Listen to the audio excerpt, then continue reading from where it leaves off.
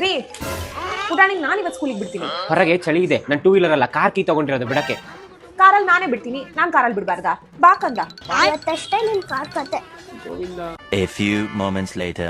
ಇವನು ಸಾಕು, ಇವ್ನು ಸವಾಸನು ಸಾಕು. ತಗೊಳ್ಳಿ ನಿಮ್ ಕಾರ್ ಕೀ. ಯಾಕೆ, ಏನಾಯ್ತೆ?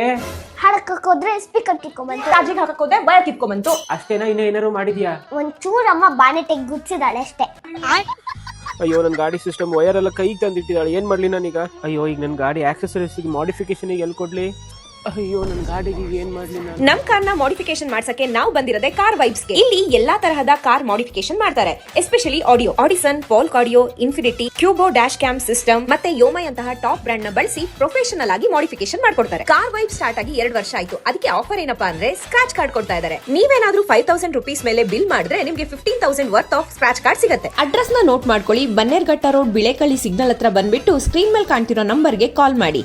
ನಾರ್ಮಲ್ ಕಾರ್ ತರ ಇತ್ತು, ಬಟ್ ಈಗ ಲಕ್ಸುರಿ ಕಾರ್ ಅಲ್ಲಿ ಇದ್ದಂಗೆ ಅನಿಸ್ತಾ ಇದೆ. ಬಟ್ ಮೇನ್ ಆಡಿಯೋ ಸಿಸ್ಟಮ್ ಇಲ್ಲಿ ಕಾರ್ ಬಿಟ್ಟಿದ್ದಕ್ಕೆ ನನ್ಗೆ ವರ್ತ್ ಅನಿಸ್ತಾ ಇದೆ. ಬಂದ್ಮೇಲೆ ಗೊತ್ತಾಗಿದೆ ಒರಿಜಿನಲ್ ಯಾವ್ದು, ಲೋಕಲ್ ಯಾವ್ದು ಅಂತ. ತುಂಬಾ ಚೆನ್ನಾಗಿ ಕೆಲಸ ಮಾಡಿದ್ದಾರೆ. ಮೈಸೂರು, ಬೆಂಗಳೂರು ಯಾರೇ ಸುತ್ತಮುತ್ತ ಇದ್ರು ಖಂಡಿತ ಇಲ್ಲಿ ಬಂದ್ ಮಾಡಿಸಿ ಒಳ್ಳೆ ಪ್ರೈಸ್ ಮಾಡ್ಕೊಡ್ತಾರೆ.